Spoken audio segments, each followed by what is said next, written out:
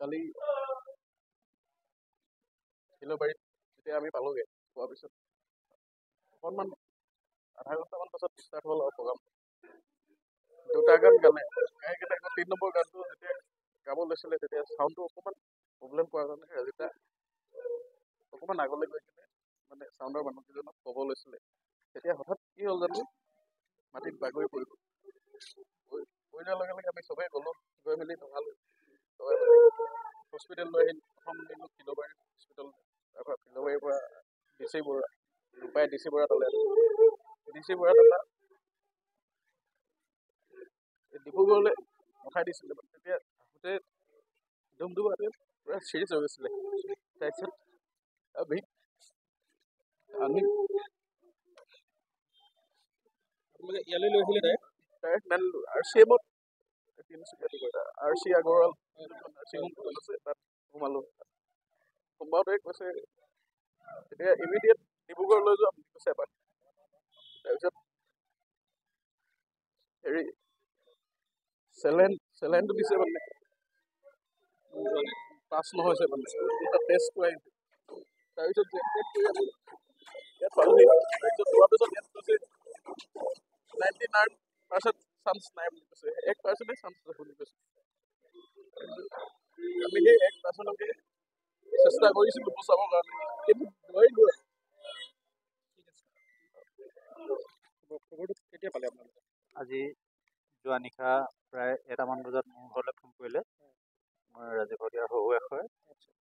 Phone কৰিলত আমাৰ ল'ৰাটো আহি 2টা বজাত ঘৰৰ পৰা ওলাই আহি তেখেতক হস্পিটেললৈ আমাৰ য'ত প্ৰগ্ৰাম আছিলে তাৰ উদ্যোক্তাসকলে, পৰিচালনা সমিতিৰ উদ্যোক্তাসকলে আনি মেডিকেল পোৱালেহি।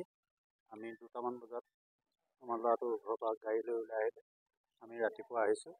আহি আমি প্ৰথমতে ভবা নাছিলোঁ, ভাল হ'ব বুলি ভাবি আছিলোঁ। তাৰপিছত মই কেনেবাকৈ এবাৰ গ'লোঁ, ICU ৰুমত সোমালোঁ। ডক্টৰ ট্ৰিটমেণ্ট কৰি থাকোঁতে মই পালোঁগৈ। চটফটাই থকা দেখি মই তেতিয়া বহুত মনটো দুখ লাগিলে। তাৰ অলপ পিছতে ঠিক আধা ঘণ্টামান পিছতে নাইকিয়া হ'ল। মই কিন্তু সময় মোবাইলত চোৱা নাছিলোঁ। আগতে এনেকুৱা অসুবিধা আছিলে নেকি তেখেতৰ? আগতে তেনেকুৱা অসুবিধা নাই। প্ৰেছাৰটো অকল ল' আছিলে বুলি প্ৰায় প্ৰেছাৰটো চেকআপ কৰি থাকে। আৰু চুগাৰটো মই জনাত ছোৱালীজনীয়ে কোৱা মতে চুগাৰটো পৰীক্ষা কৰা নাছিলে, ইমানে জানো। আৰু ভগৱানে ইমানে তেখেতৰ আয়ুস লিখি পঠিয়াইছিলে, সেইটোৱে কৈ আপোনালোকে ধৰিলোঁ।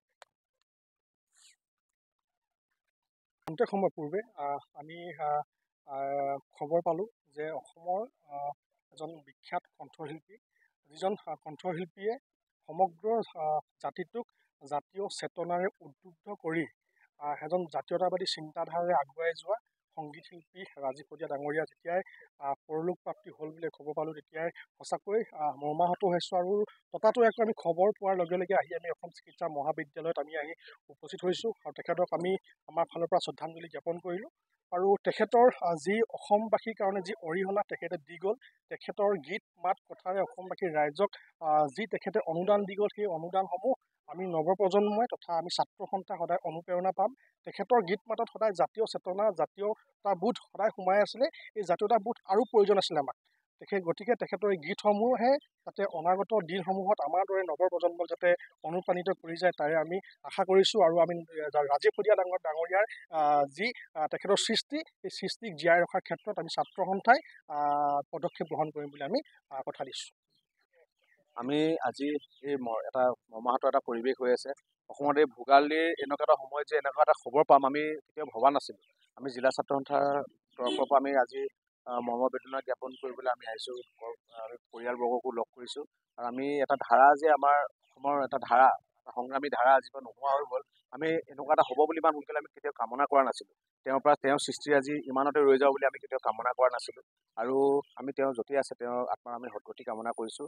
আৰু তেওঁ আচলতে আমাৰ ডেকা উঠি অহা প্ৰজন্মক ডেকা প্ৰজন্মৰ মাজত আচলতে জাতীয় চেতনাটো উদ্বুদ্ধ কৰি ৰখা বৰ্তমানৰ এজন শিল্পী আছিলে। বিভিন্ন অসমৰ যেতিয়া জাতীয় জীৱনৰ ওপৰত ভয়াৱহতা আহে, ভয়াৱহ পৰিস্থিতি যেতিয়া আহিছে, তেওঁ নিজৰ গানেৰে সকলোকে একত্ৰিত কৰি জাতীয় চেতনাটো তেওঁ উদ্বুদ্ধ কৰি ৰাখিছিলে। আৰু সেই ধাৰাটো যে নাইকিয়া হৈ গ'ল, তাৰ বাবে আমি আচলতে অতিকৈ মৰ্মাহত হৈছোঁ আৰু তেওঁৰ আত্মাৰ আমি সদ্গতি কামনা কৰিছোঁ।